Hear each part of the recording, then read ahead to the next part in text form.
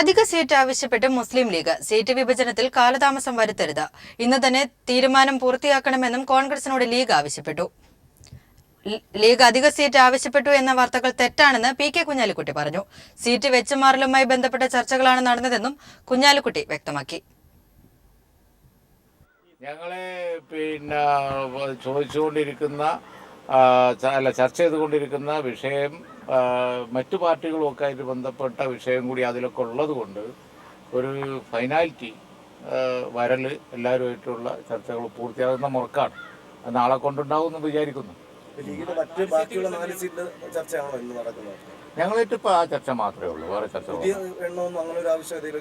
അങ്ങനൊന്നും വന്നില്ല. ഈ വാർത്തയുടെ കൂടുതൽ വിവരങ്ങളുമായി സുനിൽ അരിമാനൂർ ചേരുന്നു. സുനിൽ, എന്തൊക്കെ കാര്യങ്ങളാണ് ലീഗ് ഉഭയകക്ഷി ചർച്ചയിൽ ആവശ്യപ്പെട്ടത്? ഇന്നത്തെ ഉഭയകക്ഷി ചർച്ചയിൽ ലീഗ് കൂടുതൽ സീറ്റ് ആവശ്യപ്പെട്ടാണെന്ന് രംഗത്തെത്തിയത്. അതേസമയം തന്നെ കുഞ്ഞാലിക്കുട്ടി പറഞ്ഞത് കൂടുതൽ സീറ്റ് ആവശ്യപ്പെട്ടിട്ടില്ല, മറിച്ച് 4 സീറ്റുകളുടെ കാര്യത്തിലുള്ള വെച്ച് മാറുന്ന കാര്യമാണ് മറ്റു ഘടകകക്ഷികളുമായി ചർച്ച ചെയ്ത് എത്രയും പെട്ടെന്ന് തന്നെ തീരുമാനം അറിയിക്കണമെന്നാണ്. നാളെ ഇക്കാര്യത്തിൽ കോൺഗ്രസ് തീരുമാനം അറിയിക്കാമെന്നാണ് ലീഗിനോട് പറഞ്ഞതെന്നും കുഞ്ഞാലിക്കുട്ടി വാർത്താ സമ്മേളനത്തിൽ മാധ്യമങ്ങളോട് ഇവിടെ നിന്ന് ചർച്ച കഴിഞ്ഞിറങ്ങുമ്പോൾ പറഞ്ഞു. അതേസമയം തന്നെ UDF-നകത്ത് വീണ്ടും ഘടകകക്ഷികളുമായുള്ള സീറ്റ് ചർച്ച വീണ്ടും പ്രതിസന്ധിയിലായിരിക്കുകയാണ്. കോൺഗ്രസ് കടുത്ത നിലപാട് തന്നെയാണ് സ്വീകരിച്ചിരിക്കുന്നത്. പ്രത്യേകിച്ച് കേരള കോൺഗ്രസ് എമ്മിന് കൂടുതൽ സീറ്റ് നൽകരുത്, അതോടൊപ്പം തന്നെ ജേക്കബ് വിഭാഗത്തിനും കൂടുതൽ സീറ്റ് നൽകില്ല എന്നുള്ള തീരുമാനത്തിലേക്കാണ് കോൺഗ്രസ് എത്തി നിൽക്കുന്നത്. വൈകുന്നേരം ജേക്കബ് വിഭാഗവുമായിട്ട് ഇന്ന് ചർച്ചയും നടത്തും. UDF-ന്റെ ഉഭയകക്ഷി ചർച്ചയിൽ കൂടുതൽ സീറ്റുകൾ ആവശ്യപ്പെട്ട മുസ്ലിം ലീഗ്. എന്നാൽ ഈ വാർത്ത തെറ്റാണെന്ന് പി കെ കുഞ്ഞാലിക്കുട്ടി പ്രതികരിച്ചു. വിവരങ്ങളാണ് സുനിൽ അരിമാനൂർ നൽകിയത്. വയനാട്ടിൽ മന്ത്രി പി കെ ജയലക്ഷ്മിക്കെതിരെ യൂത്ത് കോൺഗ്രസിന്റെ പോസ്റ്ററുകൾ. ജയലക്ഷ്മിക്ക് RSS ബന്ധമുണ്ടെന്നാണ് പോസ്റ്ററുകളിലെ ആരോപണം. കൈപ്പത്തി ചിഹ്നത്തിൽ മത്സരിക്കാൻ അനുവദിക്കില്ലെന്നും പോസ്റ്ററിൽ പരാമർശമുണ്ട്. ജയിച്ചു വന്നാൽ RSS-ന് വേണ്ടിയായിരിക്കും ജയലക്ഷ്മി പ്രവർത്തിക്കുകയെന്നും ഇതിന് അനുവദിക്കില്ലെന്നുമാണ് പോസ്റ്ററുകളിലുള്ളത്. യൂത്ത് കോൺഗ്രസ് മാനന്തവാടി എന്ന പേരിലാണ് പോസ്റ്ററുകൾ. മുന്നണിയിൽ അകത്തുള്ളവരെ പരിഗണിച്ച് മാത്രമേ മുന്നണിക്ക് പുറത്തുള്ളവരെ സീറ്റിന് പരിഗണിക്കാനാകൂ എന്ന് കോടിയേരി ബാലകൃഷ്ണൻ പറഞ്ഞു. PC ജോർജിന്റെ കാര്യത്തിൽ നിലവിൽ തീരുമാനമായിട്ടില്ല. KPAC ലളിത ആരോഗ്യ പ്രശ്നം അറിയിച്ചിട്ടുണ്ടെന്നും അന്തിമ തീരുമാനം ലളിതയുമായുള്ള ചർച്ചയ്ക്ക് ശേഷമെന്നും കോടിയേരി ബാലകൃഷ്ണൻ കൊച്ചിയിൽ പറഞ്ഞു. CPM-ന്റെ സ്ഥാനാർത്ഥി പട്ടിക ആയിട്ടില്ലല്ലോ. സ്ഥാനാർത്ഥിയാണെന്ന് പറഞ്ഞ് നിങ്ങൾ കൊടുക്കുന്ന വാർത്തയെ അടിസ്ഥാനമാക്കി ഓരോ സ്ഥലത്തുള്ള പ്രതികരണങ്ങളാണ്. പാർട്ടിയുടെ സ്ഥാനാർത്ഥി പട്ടിക അന്തിമമായി പ്രഖ്യാപിക്കുന്ന സന്ദർഭത്തിൽ ഒരു പ്രശ്നവും ഉണ്ടാവില്ല. ഇപ്പോൾ ഒരു സ്ഥലത്തെ സ്ഥാനാർത്ഥിയെ അന്തിമമായി തീരുമാനിച്ചിട്ടില്ല. സ്വാഭാവികമായിട്ട് പത്രങ്ങളിൽ കാണുമ്പോൾ ആളുകൾക്ക് ചില പ്രതികരണങ്ങൾ ഉണ്ടാവും. അത് കാര്യങ്ങൾ വേണ്ടത്ര മനസ്സിലാക്കാതെ നടത്തുന്ന പ്രതികരണങ്ങളാണ്. പാർട്ടി തലത്തിലുള്ളവരല്ല ആ പ്രതിഷേധം പ്രകടിപ്പിക്കുന്നത്. പാർട്ടിയുടെ തീരുമാനങ്ങൾ എന്താണ്, എങ്ങനെയാണ് പാർട്ടി ഒരു സ്ഥാനാർത്ഥിയെ തീരുമാനിക്കുന്നത് തുടങ്ങിയ കാര്യങ്ങൾ അറിയാത്ത ചിലരാണ് ഈ പ്രതികരണങ്ങൾ നടത്തുന്നത്. കോൺഗ്രസ് പോലെയല്ല CPM. എല്ലാവരും ഇലക്ഷനിൽ മത്സരിക്കുക. BJP-യും കോൺഗ്രസിന്റെ സമീപനമല്ല ഞങ്ങൾക്കുള്ളത്. നേതൃതലത്തിലുള്ള കുറച്ച് സഖാക്കൾ മാത്രമേ മത്സരിക്കുള്ളൂ. ഭൂരിപക്ഷ സഖാക്കൾ മത്സരിക്കില്ല. PC ജോർജ് ഇടതുപക്ഷ ജനാധിപത്യ മുന്നണിയിലെ ഘടകകക്ഷിയല്ല. ഇപ്പോൾ ഇടതുപക്ഷ ജനാധിപത്യ മുന്നണിയിലെ ഘടകകക്ഷികളുടെ സീറ്റ് വിഭജന ചർച്ച തന്നെ പൂർത്തീകരിച്ചു കഴിഞ്ഞിട്ടില്ല. ഇടതുപക്ഷ മുന്നണിക്ക് പിന്തുണ കൊടുക്കുന്ന 11 കക്ഷികളുണ്ട്. ആ 11 കക്ഷികളിൽ അവർക്ക് എങ്ങനെയൊക്കെയാണ് ഓരോരുത്തർക്കും മുന്നണിയുമായിട്ട് ബന്ധപ്പെടുത്തേണ്ടതെന്നുള്ള കാര്യം ഇടതുപക്ഷ മുന്നണിയാണ് തീരുമാനിക്കേണ്ടത്. അത് സംബന്ധിച്ച് സീറ്റ് കൊടുക്കുക എന്ന് പറയുന്നത് ഏതെങ്കിലും ഒരാൾക്ക് തീരുമാനിക്കാൻ കഴിയുന്നതല്ല, മുന്നണി തീരുമാനിക്കണം. അത് സംബന്ധിച്ചുള്ള നടപടിക്രമങ്ങളൊക്കെ കഴിഞ്ഞാൽ മാത്രമേ ഓരോ കക്ഷികൾക്കും എത്രയാണ് സീറ്റ്, മുന്നണിയെ പിന്തുണക്കുന്നവർക്ക് ആർക്കൊക്കെയാണ് സീറ്റ് എന്നുള്ളതൊക്കെ ആ ഘട്ടത്തിൽ തീരുമാനിക്കേണ്ടതാണ്. ഇപ്പം അത് സംബന്ധിച്ചൊരു തീരുമാനം എടുത്തിട്ടില്ല. തെരഞ്ഞെടുപ്പിൽ മത്സരിക്കരുതെന്ന് ഉമ്മൻചാണ്ടിയുടെ മുഖത്തു നോക്കി പറയാൻ VM സുധീരന് ചങ്കുറപ്പില്ലെന്ന് പ്രതിപക്ഷ നേതാവ് VS അച്യുതാനന്ദൻ. അതുകൊണ്ടാണ് TN പ്രതാപനെ ചാരി ഇതിലേക്ക് തന്റെ പേര് വലിച്ചിഴയ്ക്കുന്നതെന്നും VS പ്രസ്താവനയിലൂടെ പ്രതികരിച്ചു. താൻ തെരഞ്ഞെടുപ്പിൽ മത്സരിക്കുന്നത് പാർട്ടി തീരുമാനമനുസരിച്ചാണ്. അതിൽ സുധീരനും കൂട്ടരും വല്ലാതെ വേവലാതിപ്പെടേണ്ടതില്ലെന്നും VS മറുപടി നൽകി. ഉമ്മൻചാണ്ടി നടത്തിക്കൊണ്ടിരിക്കുന്ന കൊള്ളയ്ക്കും അഴിമതിക്കുമെതിരെ നിലവിളിച്ച് സായുജ്യമടയാൻ മാത്രമേ സുധീരന് കഴിയൂവെന്നും VS പ്രസ്താവനയിൽ കുറ്റപ്പെടുത്തി. സ്വാതന്ത്ര്യ സമരത്തെ ഒറ്റുകൊടുത്ത RSS-കാർ കമ്മ്യൂണിസ്റ്റുകാരെ രാജ്യസ്നേഹം പഠിപ്പിക്കേണ്ടെന്ന് പിണറായി വിജയൻ പറഞ്ഞു. ഉമ്മൻചാണ്ടി RSS-ഉമായി അവിശുദ്ധ ബന്ധം ഉണ്ടാക്കുകയാണെന്നും പിണറായി വിജയൻ കണ്ണൂരിൽ AKG അനുസ്മരണത്തിൽ പറഞ്ഞു. ഇവിടെ RSS-ന് അവകാശപ്പെടാൻ കഴിയുന്ന ചരിത്രം അവരിപ്പോൾ മറച്ചു വെക്കാൻ നോക്കുകയാണ്. ആ ചരിത്രം സ്വാതന്ത്ര്യ സമര പ്രസ്ഥാനത്തെ ഒറ്റുകൊടുത്ത ചരിത്രമാണ്. സ്വാതന്ത്ര്യ സമരത്തെ തള്ളിപ്പറഞ്ഞ ചരിത്രമാണ്. ആ RSSൽ നിന്ന് രാജ്യസ്നേഹവും ദേശാഭിമാനവും പഠിക്കേണ്ട ഗതികേട് കമ്മ്യൂണിസ്റ്റുകാർക്കില്ല എന്ന് മാത്രമേ അവരോട് ഈ ഘട്ടത്തിൽ പറയാനുള്ളൂ. സംസ്ഥാനത്തെ മുഖ്യ തെരഞ്ഞെടുപ്പ് ഓഫീസറുടെ നിലപാടിനെതിരെ നിയമ നടപടിക്കൊരുങ്ങിയ സർക്കാർ. ഇക്കാര്യം ചർച്ച ചെയ്യാനായി പ്രത്യേക മന്ത്രിസഭാ യോഗം ഇന്ന് 3 മണിക്ക് ചേരും. മുഖ്യ തെരഞ്ഞെടുപ്പ് ഓഫീസറുടെ നടപടിക്കെതിരെ സർക്കാർ കഴിഞ്ഞ ദിവസം കേന്ദ്ര തെരഞ്ഞെടുപ്പ് കമ്മീഷണർക്ക് പരാതി നൽകിയിരുന്നു. കേന്ദ്രത്തിന്റെ നിലപാട് എന്താണെന്ന് അറിഞ്ഞ ശേഷമാകും സംസ്ഥാന സർക്കാർ നിയമ നടപടികളിലേക്ക് കടക്കുക. കൂടാതെ വിവരാവകാശ പരിധിയിൽ നിന്ന് വിജിലൻസിനെ ഒഴിവാക്കിയ വിവാദ ഉത്തരവും ഇന്നത്തെ മന്ത്രിസഭാ യോഗം ചർച്ച ചെയ്യും. തിരികെ വാർത്തകളിലേക്ക്. വിവാദ സ്വാമി സന്തോഷ് മാധവന് ഭൂമി നൽകാൻ സർക്കാർ ഉത്തരവ്. തൃശൂർ ജില്ലയിലെ വടക്കൻ പറവൂരിലും മാളയിലുമായി 118 ഏക്കർ ഭൂമിയാണ് സന്തോഷ് മാധവന് നൽകുന്നത്. IT വ്യവസായത്തിന്റെ മറവിലാണ് ഭൂമിദാനം. ഉത്തരവിന്റെ പകർപ്പ് പീപ്പിൾ ടിവിക്ക് ലഭിച്ചു. കൂടുതൽ വിവരങ്ങളുമായി CG ദിൽജിത്ത് ചേരുന്നു. ദിൽജിത്ത്, എന്തൊക്കെയാണ് വിവരങ്ങൾ? 2009 ജനുവരിയിലാണ് സന്തോഷ് മാധവന്റെ നേതൃത്വത്തിലുള്ള MR ഇക്കോ വേൾഡ് ഇൻഫ്രാസ്ട്രക്ചർ എന്ന കമ്പനിയിൽ നിന്ന് ഇടതുപക്ഷ ജനാധിപത്യ മുന്നണിയുടെ നേതൃത്വത്തിലുള്ള സർക്കാർ 118 ഏക്കർ ഭൂമി ഏറ്റെടുത്ത് മിച്ചഭൂമിയായി പ്രഖ്യാപിച്ചത്. പുത്തൻവേലിക്കര, പറവൂർ, മാള എന്നിവിടങ്ങളിലായാണ് ഈ 118 ഭൂമി ഏറ്റെടുക്കുന്നത്. നിയമമനുസരിച്ച് ഭൂമി വിട്ടു നൽകാൻ നിർബന്ധിതരായ കമ്പനിയുടെ പേര് മാറ്റിക്കൊണ്ട് ഈ ഭൂമി തിരികെ പിടിക്കാൻ നിരവധി തവണ ശ്രമം ആരംഭിച്ചിരുന്നു. കഴിഞ്ഞ 5 വർഷം ഈ ശ്രമങ്ങളെല്ലാം ഊർജിതമായി തന്നെ നടന്നു. ഇതിന്റെ ഭാഗമായി ഇക്കോ ഫുഡ് പാർക്ക് ആരംഭിക്കുന്നതിനായി ഭൂപരിധി ഒഴിവിനായി സർക്കാരിനെ കമ്പനി സമീപിച്ചിരുന്നു. എന്നാൽ കമ്പനിയുടേത് പൊതു താല്പര്യമല്ലെന്നും റിയൽ എസ്റ്റേറ്റ് ബിസിനസ് ആണ് കമ്പനിയുടെ ലക്ഷ്യമെന്നും ജില്ലാതല ഉപസമിതികൾ സംസ്ഥാന സർക്കാരിന് റിപ്പോർട്ട് സമർപ്പിച്ചിരുന്നു. തുടർന്നാണ് IT വ്യവസായത്തിനായുള്ള വ്യാജേന കമ്പനി വീണ്ടും സർക്കാരിനെ സമീപിച്ചത്. മിച്ചഭൂമിയായി വിട്ടുകൊടുത്ത ഭൂമി ഏത് വിധേനയും തിരികെ പിടിക്കുക എന്നതായിരുന്നു കമ്പനിയുടെ ലക്ഷ്യം. 1600 കോടി രൂപയുടെ വ്യവസായം നെൽവയലുകൾക്ക് മുകളിൽ വരുമെന്നും 30,000 പേർക്ക് തൊഴിൽ ലഭിക്കുമെന്നും കമ്പനി അവകാശപ്പെടുന്നു. ഈ ഒരു അവകാശവാദം അംഗീകരിച്ചുകൊണ്ടാണ് സർക്കാർ മിച്ചഭൂമി വിട്ടുകൊടുത്തുകൊണ്ടുള്ള ഉത്തരവിറക്കിയിരിക്കുന്നത്.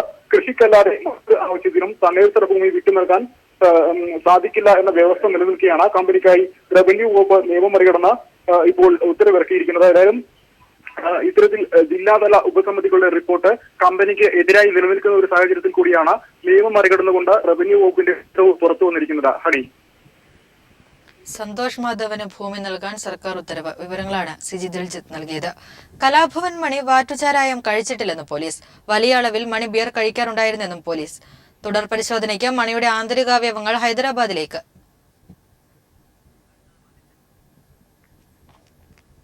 ഹൈദരാബാദ് സർവകലാശാലയിൽ സസ്പെൻഷനിലായിരുന്ന VC അപ്രാവു തിരിച്ചെത്തി. VCയെ വിദ്യാർത്ഥികൾ തടഞ്ഞു. സ്ഥലത്ത് സംഘർഷാവസ്ഥ. പോലീസ് ക്യാമ്പ് ചെയ്യുകയാണ്. വിവരങ്ങളുമായി മനു ശങ്കർ ചേരുന്നു. മനു, എന്തൊക്കെയാണ് വിവരങ്ങൾ? ഹൈദരാബാദ് സർവകലാശാലയിൽ രോഹിത് വെമുലയുടെ ആത്മഹത്യയെ തുടർന്ന് അവധിയിലായിരുന്ന VC അപ്പാറാവു 2 മാസങ്ങൾക്ക് ശേഷം വീണ്ടും VCയുടെ സ്ഥാനം ഏറ്റെടുക്കാനായി സർവകലാശാല എത്തിയതോടെയാണ് സംഘർഷങ്ങൾക്ക് വഴിവെച്ചത്. സർവകലാശാലയിൽ എത്തിയ VCയെ വിദ്യാർത്ഥികൾ തടഞ്ഞു. തുടർന്ന് പോലീസ് സുരക്ഷയിൽ VC ഔദ്യോഗിക വസതിയിൽ എത്തുകയും തുടർന്ന് സ്ഥാനം ഏറ്റെടുക്കുന്നതായി ഔദ്യോഗികമായി പ്രഖ്യാപിക്കുകയും ചെയ്തു. ഇതിനെ തുടർന്ന് സർവകലാശാലയിൽ ക്ലാസുകളിലുണ്ടായിരുന്ന മുഴുവൻ വിദ്യാർത്ഥികളും ക്ലാസുകൾ ബഹിഷ്കരിച്ച് VCയുടെ ഔദ്യോഗിക വസതിയിലേക്ക് തള്ളി കയറുകയാണ് ഉണ്ടായത്. തുടർന്ന് VCയും ഒപ്പം കുറച്ച് ABVP വിദ്യാർത്ഥികൾ VCക്ക് പിന്തുണയുമായി സർവകലാശാലയ്ക്ക് അകത്തെത്തി. തുടർന്ന് ഇരു വിഭാഗങ്ങളിലെ വിദ്യാർത്ഥിയെയും ഒപ്പം പോലീസും തമ്മിൽ ഉന്തും തള്ളും ഉണ്ടാവുകയും ഔദ്യോഗിക വസതിക്കകത്തെ ചില വസ്തുവകകൾക്ക് തകരാറ് സംഭവിക്കുകയും ചെയ്തു. തുടർന്ന് വിദ്യാർത്ഥികളെ പോലീസ് ഒന്നടങ്കം ക്യാമ്പസിന് പുറത്തേക്ക് മാറ്റിയിരിക്കുകയാണ്. എന്നാലും വിദ്യാർത്ഥികൾ ഇപ്പോഴും പ്രതിഷേധം ഉയർത്തിക്കൊണ്ട് സ്ഥലത്തുണ്ട്. നിലവിൽ രോഹിത് വെമുലയുടെ ആത്മഹത്യക്ക് കാരണക്കാരനായ VCയെ സ്ഥാനമേൽക്കാൻ അനുവദിക്കില്ല എന്നാണ് വിദ്യാർത്ഥികൾ ആരോപിക്കുന്നത്. നിലവിൽ വലിയ രീതിയിലുള്ള പോലീസ് സന്നാഹമാണ് സർവകലാശാലയിൽ ഇപ്പോൾ ക്യാമ്പ് ചെയ്യുന്നത്. രോഹിത് വെമുലയുടെ ആത്മഹത്യക്ക് ശേഷം അവധിയിൽ പോയ VC അപ്രാവു തിരിച്ചെത്തി. അപ്രാവുവിനെതിരെ വിദ്യാർത്ഥികളുടെ പ്രതിഷേധം. വിവരങ്ങളാണ് മനുശങ്കർ നൽകിയത്. AKG ചരമദിനം തിരുവനന്തപുരത്തും വിപുലമായി ആചരിച്ചു. പൊട്ടക്കുഴി AKG പാർക്കിൽ നടന്ന ദിനാചരണത്തിൽ CPIM തിരുവനന്തപുരം ജില്ലാ സെക്രട്ടറി കടകംപള്ളി സുരേന്ദ്രൻ പുഷ്പാർച്ചന നടത്തി. V Sivankutty MLA, TN Seema, M Vijayakumar, പെരുപ്പൻകോട് Murali തുടങ്ങിയവർ ചടങ്ങിൽ പങ്കെടുത്തു. ഇന്ത്യൻ കോഫി ഹൌസ് എംപ്ലോയീസ് യൂണിയന്റെ നേതൃത്വത്തിൽ രക്തദാന ക്യാമ്പ്, വീൽചെയർ വിതരണം, അന്നദാനം, കിടക്ക വിതരണം എന്നിവയും നടന്നു. ജനറൽ ആശുപത്രിക്ക് മുന്നിൽ നടന്ന പരിപാടി കടകംപള്ളി സുരേന്ദ്രൻ ഉദ്ഘാടനം ചെയ്തു. AKGയും കോഫിയും എന്ന കവിതാ പ്രകാശനത്തോടെയാണ് ചടങ്ങ് ആരംഭിച്ചത്. പാവങ്ങളുടെ പടത്തലവൻ AKGയുടെ 39ാം ചരമവാർഷികമായ ഇന്ന് സംസ്ഥാനത്തൊട്ടാകെ വിപുലമായ അനുസ്മരണ ചടങ്ങുകൾ സംഘടിപ്പിച്ചു. കണ്ണൂർ AKG സ്ക്വയറിൽ CPIM പോളിറ്റ് ബ്യൂറോ അംഗം പിണറായി വിജയന്റെ നേതൃത്വത്തിൽ പുഷ്പാർച്ചന നടന്നു.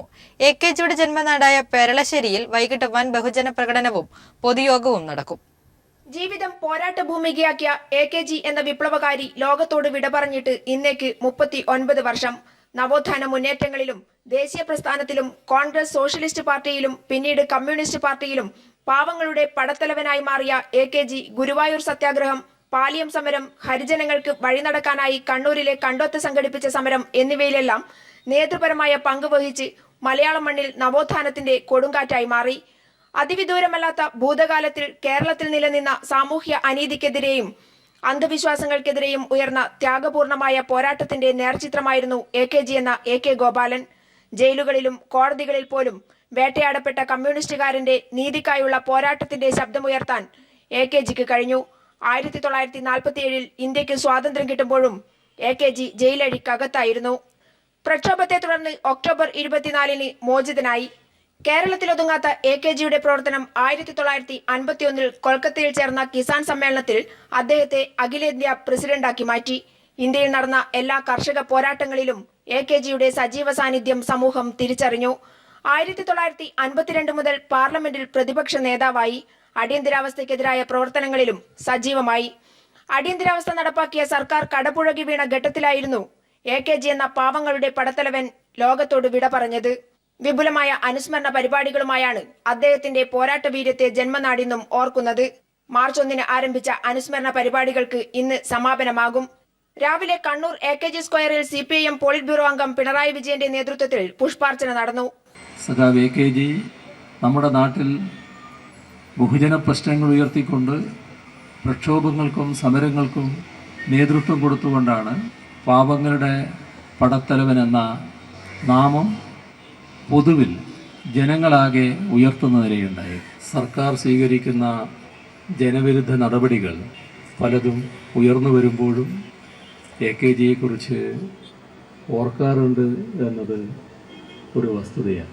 വൈകുന്നേരം AKGയുടെ ജന്മനാടായ പെരളശ്ശേരിയിൽ നടക്കുന്ന വളണ്ടിയർ മാർച്ചിലും ബഹുജന പ്രകടനത്തിലും ആയിരങ്ങൾ പങ്കെടുക്കും. വൈകുന്നേരം 5 മണിക്ക് പെരളശ്ശേരിയിൽ നടക്കുന്ന EMS AKG അനുസ്മരണ റാലി CPIM പോളിറ്റ് ബ്യൂറോ അംഗം പിണറായി വിജയൻ ഉദ്ഘാടനം ചെയ്യും. PV Joshila, news bureau, Kannur. Jammu കാശ്മീരിൽ സർക്കാർ രൂപീകരണത്തിനായി തിരക്കിട്ട ചർച്ചകൾ. പ്രധാനമന്ത്രി നരേന്ദ്രമോദി PDP അധ്യക്ഷ മെഹബൂബ മുഫ്തിയുമായി കൂടിക്കാഴ്ച നടത്തി. ചർച്ച പ്രതീക്ഷയുണർത്തുന്നതായി മെഹബൂബ മുഫ്തി മാധ്യമങ്ങളോട് പ്രതികരിച്ചു. प्राइम मिनिस्टर के साथ बहुत ही पॉजिटिव हमारी आज की मीटिंग रही. It was a very positive meeting और पिछले जो 2-2.5-3 महीने से थोड़ा सा स्टेलमेट वगैरह चल रहा था, तो आज मैं मुतमईन हूँ. प्राइम मिनिस्टर के साथ मिलने के बाद मैं मुतमईन हूँ. देखिए, बेसिकली मैं वो श्रीनगर मैंने लेजिस्लेटिव पार्टी की मीटिंग बुलाई है. I have called a legislative party meet on Thursday. तो since my party had authorise me कि आप जो डिसीजन लेंगी, तो इसलिए मैं वापस जाऊंगी अपने लेजिस्लेटर्स के पास और वहां बैठ के हम आगे क्या करना है, कैसे चलना है, उसका फैसला करें. തിരികെ വാർത്തകളിലേക്ക്. ഉഭയകക്ഷി ബന്ധങ്ങളിൽ പുതുചരിത്രം എഴുതിയ അമേരിക്കൻ പ്രസിഡന്റ് ബറാക് ഒബാമയും ക്യൂബൻ പ്രസിഡന്റ് റൗൾ കാസ്ട്രോയും കൂടിക്കാഴ്ച നടത്തി. വ്യാപാര സാമ്പത്തിക വിഷയങ്ങളാണ് ഇരുവരും പ്രധാനമായും ചർച്ച ചെയ്തത്. കൂടിക്കാഴ്ചയ്ക്ക് ശേഷം ഇരുവരും ഒരുമിച്ച് മാധ്യമങ്ങളെ കണ്ടു. ചരിത്രം തിരുത്തിക്കുറിച്ച സന്ദർശനത്തിന് ആവേശകരമായ വരവേൽപ്പാണ് ക്യൂബ നൽകിയത്. ഹവാനയിലെ ജോസ് മാർട്ടി വിമാനത്താവളത്തിൽ വിദേശകാര്യമന്ത്രിയുടെ നേതൃത്വത്തിലാണ് ബറാക് ഒബാമയെ ക്യൂബ സ്വീകരിച്ചത്. സ്വീകരണ ചടങ്ങുകൾക്ക് ശേഷമായിരുന്നു ലോകം കാത്തിരുന്ന കൂടിക്കാഴ്ച.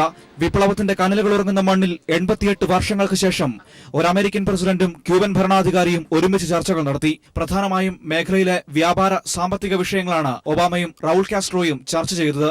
കൂടിക്കാഴ്ചയ്ക്ക് ശേഷം ഇരുവരും ഒരുമിച്ച് മാധ്യമങ്ങളോട് സംസാരിച്ചു. ക്യൂബയിൽ മാറ്റത്തിന്റെ കാലമാണെന്ന് പറഞ്ഞാണ് ഒബാമ സംസാരിച്ചു തുടങ്ങിയത്. ആ മാറ്റത്തെ റൗൾ കാസ്ട്രോ അംഗീകരിക്കുന്നതായും ഒബാമ പറഞ്ഞുവച്ചു. ഉറച്ച നിലപാടുകളുടെ മുട്ടുമടക്കാത്ത ശബ്ദമാണ് റൗൾ കാസ്ട്രോയുടെ വാക്കുകളിൽ മുഴങ്ങിക്കേട്ടത്. ക്യൂബയിൽ രാഷ്ട്രീയ തടവുകാരില്ലേ എന്ന അമേരിക്കൻ മാധ്യമപ്രവർത്തകരുടെ ചോദ്യത്തിന് നിങ്ങൾ തടവുകാരുടെ ലിസ്റ്റ് ഹാജരാക്കിയാൽ ഇന്ന് രാത്രി തന്നെ മോചിപ്പിക്കാമെന്ന ഉറച്ച മറുപടിയാണ് റൗൾ നൽകിയത്. ക്യൂബയിൽ മനുഷ്യാവകാശ ലംഘനമാണ് നടക്കുന്നതെന്ന അമേരിക്കയുടെ സ്ഥിരം വാദത്തെയും റൗൾ ഖണ്ഡിച്ചു. ക്യൂബ മനുഷ്യാവകാശങ്ങൾക്ക് വില കൊടുക്കുന്ന രാജ്യമാണെന്നായിരുന്നു മറുപടി. ഗ്വാണ്ടനാമോ ബേ എന്ന തടവറ പരാമർശിച്ച് മനുഷ്യാവകാശ ലംഘനം നടത്തുന്നത് അമേരിക്ക തന്നെയാണെന്ന് റൗൾ പറയാതെ പറഞ്ഞു വെച്ചു. കൂടിക്കാഴ്ചയ്ക്ക് ശേഷം വ്യാപാരികളുമായുള്ള ചർച്ചാവേദിയിലും ഒബാമയും റൗൾ കാസ്ട്രോയും പങ്കെടുത്തു. International desk. പത്തനംതിട്ട വല്ലനയിൽ ഇന്ത്യൻ റെയിൽവേക്കെന്ന് പറഞ്ഞ് ഇടിച്ചു നിരത്തുകയാണ് ഏക്കർ കണക്കിന് വരുന്ന മല. വലിയ പാരിസ്ഥിതികാഘാതമുണ്ടാക്കുന്ന മണ്ണിടിപ്പിനെതിരെ ശക്തമായ പ്രതിഷേധ സമരവുമായി നാട്ടുകാരും രംഗത്തെത്തി. സ്ഥലം MLA ശിവദാസൻ നായരുടെയും ജില്ലാ കളക്ടറുടെയും ഒത്താശയോടെയാണ് മണ്ണെടുപ്പ് നടക്കുന്നതെന്ന് നാട്ടുകാർ ആരോപിക്കുന്നു. ഒരു നാടിന്റെ തന്നെ വലിയ കുടിവെള്ള സ്രോതസ് ഇല്ലാതാകുമെന്ന് മനസ്സിലായപ്പോഴാണ് കൊറ്റനാട് സംരക്ഷണ സമിതിയുടെ നേതൃത്വത്തിൽ സമരവുമായി ഇവർ രംഗത്തെത്തിയത്. ഇന്ത്യൻ റെയിൽവേക്കാണെന്ന് പറഞ്ഞ് 30 ഏക്കറിലധികം വരുന്ന മലയാണ് JCBയും ഹിറ്റാച്ചിയും ഉപയോഗിച്ച് ഇടിച്ചു നിരപ്പാക്കുന്നത്. ഏകദേശം 20 ദിവസത്തോളമായി മലയിടിച്ച് മണ്ണ് കൊണ്ടുപോകാൻ തുടങ്ങിയിട്ട്. സ്ഥലം MLA ആയ ശിവദാസൻ നായരുടെയും സർക്കാരിന്റെയും ഒത്താശയോടെയാണ് കടുത്ത പാരിസ്ഥിതിക പ്രശ്നങ്ങൾ ഉണ്ടാക്കുന്ന ഈ മണ്ണെടുപ്പ് നടക്കുന്നതെന്നാണ് നാട്ടുകാർ പറയുന്നത്. 50,000 ക്യൂബിക് മീറ്റർ അടി താഴ്ചയിലങ്ങോട്ട് മണ്ണെടുക്കാനുള്ള അനുമതിയാണ് ഇവർക്ക്. ഇത് ഈ ഉദ്യോഗസ്ഥലത്തിന് കേരള ഗവൺമെന്റിന്റെ എല്ലാവിധ പിന്തുണയോടും കൂടി, മുസ്ലിം ലീഗിന്റെ പിന്തുണയോടും, ഇവിടുത്തെ MLAയുടെ പിന്തുണയോടുകൂടി, കോൺഗ്രസിന്റെ എല്ലാ പിന്തുണയോടും കൂടിയാണ് ജില്ലാ കളക്ടർ RD ഉൾപ്പെടെയുള്ള ആളുകളുടെ അനുമതിയോടുകൂടി ഈ വ്യാജരേഖ കാണിച്ച് ഈ പ്രദേശത്തെ ആളുകളെ കബളിപ്പിച്ചുകൊണ്ട് ഈ മലയിലെ മണ്ണെടുത്ത് മാറ്റി ഈ പ്രദേശത്തെ കുടിവെള്ളം ഉൾപ്പെടെയുള്ള പരിസ്ഥിതി പ്രശ്നങ്ങളിലേക്ക് ഇത് പോയിക്കൊണ്ടിരിക്കുകയാണ്. നേരത്തെ MES മെഡിക്കൽ കോളേജിനാണെന്ന് പറഞ്ഞ് മണ്ണെടുത്തിരുന്നു. എന്നാൽ നാട്ടുകാരുടെ ശക്തമായ എതിർപ്പിനെ തുടർന്ന് അവർ അത് ഉപേക്ഷിച്ചു പോവുകയും ചെയ്തു. പിന്നീട് ഇപ്പോൾ ഇന്ത്യൻ റെയിൽവേക്കാണെന്ന് പറഞ്ഞാണ് മണ്ണെടുക്കുന്നത്. ഇതിനെതിരെ ഹൈക്കോടതിയെ സമീപിക്കാൻ തയ്യാറെടുക്കുകയാണ് കൊറ്റനാട് സംരക്ഷണ സമിതി. News bureau, Pathanamthitta. ജാർഖണ്ഡിൽ 2 പോത്ത് കച്ചവടക്കാരെ കൊന്നു കെട്ടിത്തൂക്കിയ സംഭവത്തെ സമകാലിക ഇന്ത്യൻ സാഹചര്യവുമായി ബന്ധപ്പെടുത്തുന്ന പോസ്റ്റർ സോഷ്യൽ മീഡിയയിൽ വൈറലാകുന്നു. ഇന്ത്യ എന്ന് ഇംഗ്ലീഷിൽ എഴുതുമ്പോൾ വരുന്ന 2 ഐയുടെ സ്ഥാനത്ത് കൊല്ലപ്പെട്ടവർ തൂങ്ങി നിൽക്കുന്നതായി ചിത്രീകരിക്കുന്ന പാലക്കാട് ചാലിശ്ശേരി സ്വദേശി സുമേഷിന്റെ ഫേസ്ബുക്ക് പോസ്റ്റാണ് ശ്രദ്ധ നേടുന്നത്. ജാർഖണ്ഡിൽ 15-കാരനുൾപ്പെടെ 2 പോത്തുകച്ചവടക്കാരെ കൊന്നു കെട്ടിത്തൂക്കിയ സംഭവമാണ് ഗ്രാഫിക് ഡിസൈനറായ സുമേഷ് ചാലിശ്ശേരിയുടെ ഫേസ്ബുക്ക് പോസ്റ്റിന് നിമിത്തമായത്. ഇന്ത്യ എന്ന് ഇംഗ്ലീഷിൽ എഴുതുമ്പോൾ വരുന്ന 2 ഐയുടെ സ്ഥാനത്ത് കൊല്ലപ്പെട്ടവർ തൂങ്ങി നിൽക്കുന്നതായി ചിത്രീകരിച്ചാണ് സുമേഷിന്റെ പോസ്റ്റർ. ബാക്കി വരുന്നതാവട്ടെ NDA എന്ന 3 അക്ഷരം. വെള്ളിയാഴ്ച പുലർച്ചെയാണ് ജാർഖണ്ഡിൽ ചന്തയിലേക്ക് പോത്തുകളുമായി പോയ മുഹമ്മദ് മജ്ലൂം, ആസാദ് ഖാൻ എന്നീ കച്ചവടക്കാരെ അടിച്ചുകൊന്ന് മരത്തിൽ കെട്ടിത്തൂക്കിയത്.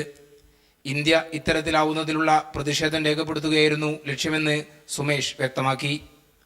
നമ്മൾ പ്രതീക്ഷിച്ച് നമ്മളുടെ മനസ്സിലുള്ള കാര്യം നമ്മൾ ചെയ്തു. അത് ആൾക്കാരെ മൊത്തം മനസ്സിലുള്ള ഒരു കാര്യമായിരുന്നു എന്ന് അറിയുമ്പോൾ ഉണ്ടാവുന്ന ഒരു സന്തോഷമുണ്ട്. ഇങ്ങനത്തെ ഒരു പ്രതിഷേധത്തിന്റെ ശൈലി അതെല്ലാവരും മനസ്സിലുള്ളത് കൊണ്ടാണ് അവരത് ഷെയർ ചെയ്യണത്. നമ്മളിപ്പോൾ ഒരു സാധനം ഇട്ടുണ്ട് വെച്ചാൽ അവരുടെ പ്രൊഫൈൽ പിക്ക് ആക്കണത് എന്താണെന്ന് വിചാരിച്ചിട്ട് അത്ര ഇഷ്ടപ്പെട്ടുകൊണ്ടാണ്. അത് എൻ്റെ ഉറക്കല്ല, അവരുടെ മനസ്സാണ്. കാരണം നമ്മൾ പ്രൊഫൈൽ പിക്ക് ആക്കണ അവരുടെ മുഖമാണല്ലോ. സുമേഷിന്റെ പോസ്റ്റിന് ഇതിനകം ആയിരക്കണക്കിന് ലൈക്കുകളും ഷെയറുകളും ലഭിച്ചു. അനുകൂലിച്ചും എതിർത്തും അഭിപ്രായങ്ങളും വരുന്നുണ്ട്. ജലസംരക്ഷണ സന്ദേശവുമായി ബന്ധപ്പെട്ട് സുമേഷ് വരച്ച വാട്ടർ എന്ന പോസ്റ്റർ അന്താരാഷ്ട്ര ശ്രദ്ധ നേടിയിരുന്നു. ലോഗോ രൂപകൽപ്പനയിൽ പ്രാഗൽഭ്യം തെളിയിച്ച സുമേഷ് തൃത്താല ചാലിശ്ശേരിയിൽ ഗ്രാഫിക് ഡിസൈനറായി ജോലി ചെയ്തു വരികയാണ്. News bureau, Palakkad.